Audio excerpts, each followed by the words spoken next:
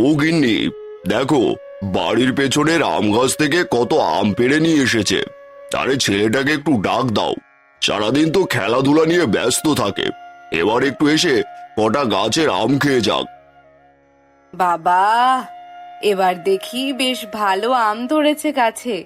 তা এখানেই কি সব আম আছে, নাকি গাছে আরো আছে? আরে না না গিন্নি, গাছ ভরা এখন আম রয়েছে।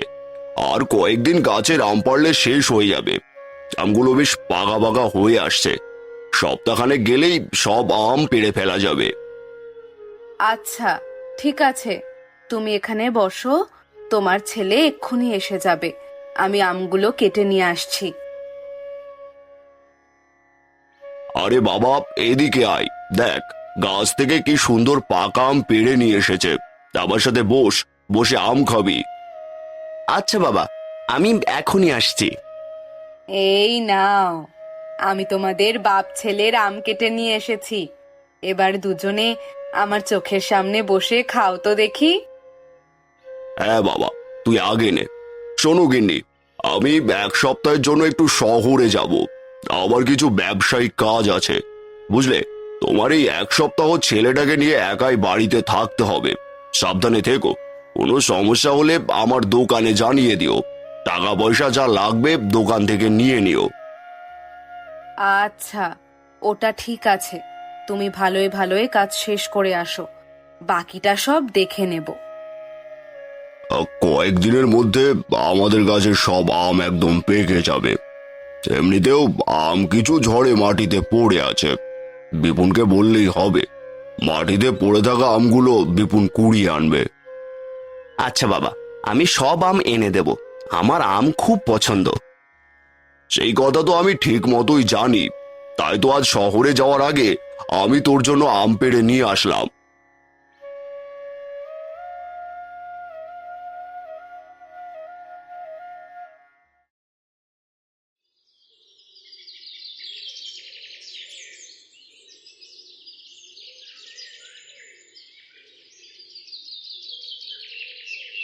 সকাল হয়ে গেছে বাবা, উঠে যাও। না মা, আমি এখন ঘুম থেকে উঠবো না। আর একটু ঘুমোতে দাও। না বাবা, সকাল হয়ে গিয়েছে, এবার উঠে যাও। আর বাড়ির পেছনের আমতলায় গিয়ে দেখো কোনো আম পড়ে আছে নাকি। মা, তুমি আমাকে আগে বলবে না যে তুমি আমাকে আম তুলতে পাঠাবে? তাহলে তো আমি কোন সকালে ঘুম থেকে উঠে পড়তাম। আচ্ছা আচ্ছা, ঠিক আছে, তুমি এখন তাড়াতাড়ি যাও, গিয়ে দেখো কোনো আম পড়ে আছে নাকি। পড়ে থাকলে সেই আমগুলো তুলে বাড়ি নিয়ে আসবে, কেমন?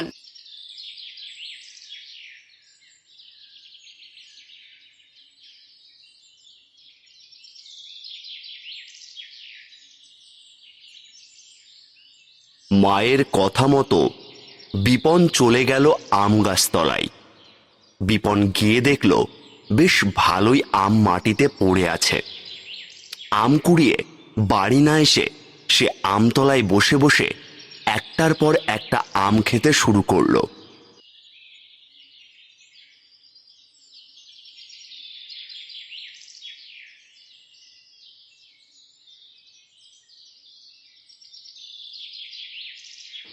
আম খেয়ে বাড়ি ফিরল একদম দুপুর বেলায়।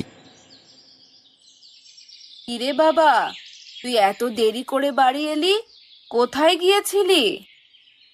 আমি আর কোথায় যাব মা, প্রথমে গিয়েছিলাম আমতলা, আর তারপর খেলার মাঠ। সবার সাথে খেলাধুলা করে এই বাড়ি ফিরলাম। তা বুঝলাম, আমতলায় গিয়েছিলে, তা আম কোথায়? একটা আমও পড়েনি। ঠিক আছে, তুই যা, হাত মুখ ধুই আয়। কাল আবার গিয়ে দেখবি আম গাছ তলায় কোনো আম পড়ে থাকে নাকি।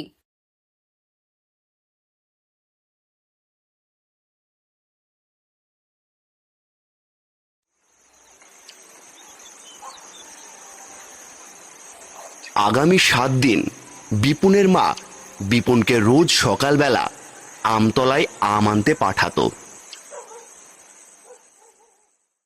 কিন্তু বিপুন আম না কুড়িয়ে সেখানে বসে আম খেয়ে চলে আসতো।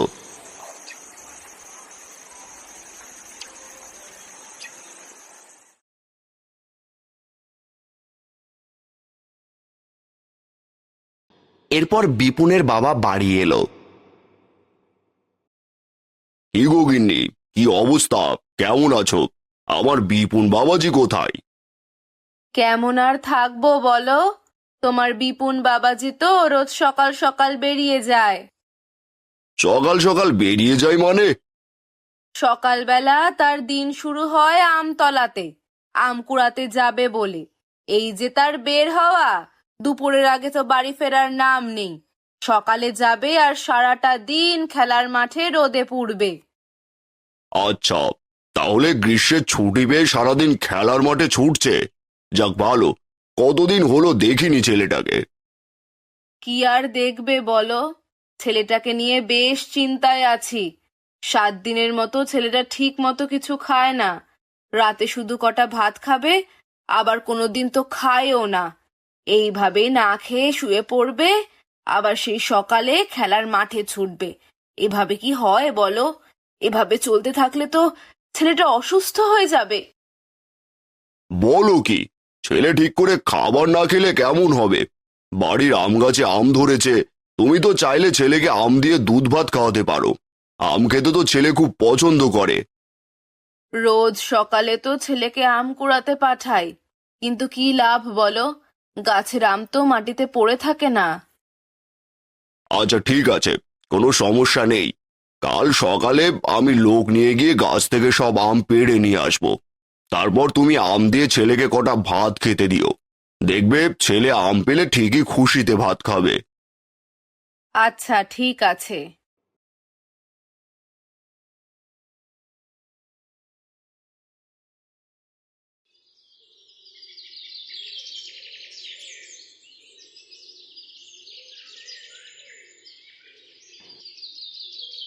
সকালবেলা বাড়ির কর্তা আম গাছ তলায় গেল বাঁশ নিয়ে আম পাড়তে, কিন্তু গিয়ে দেখে আম গাছে কোনো আমের ছিটে ফোঁটাও নেই। তিনি চলে গেলেন বাড়িতে।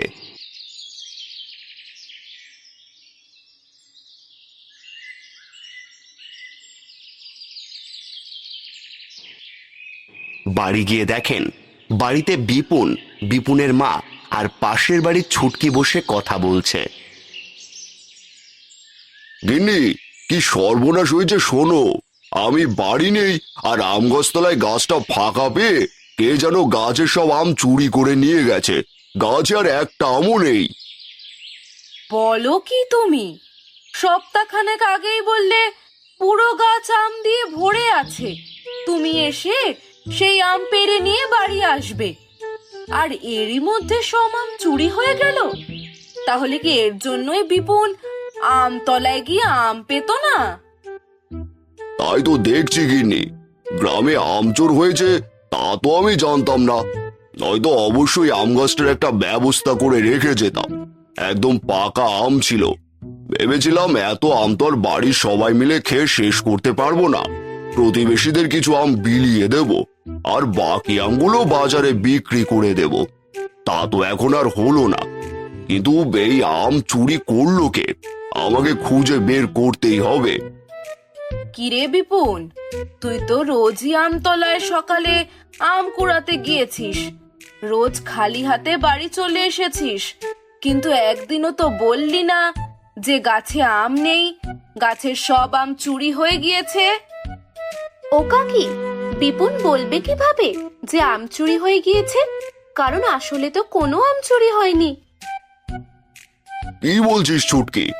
আম চুরি হয়নি মানে? গাছে তো কোনো আম নেই।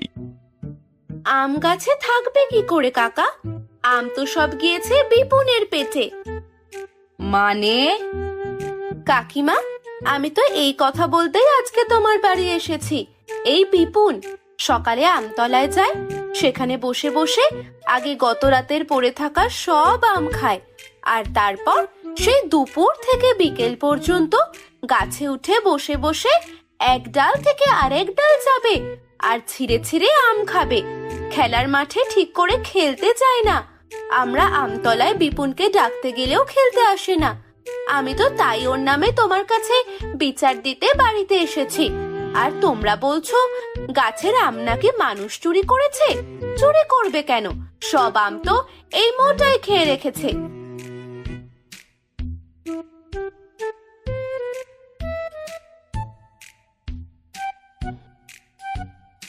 বাবা বিপুন, ছুটকি কি বলছে?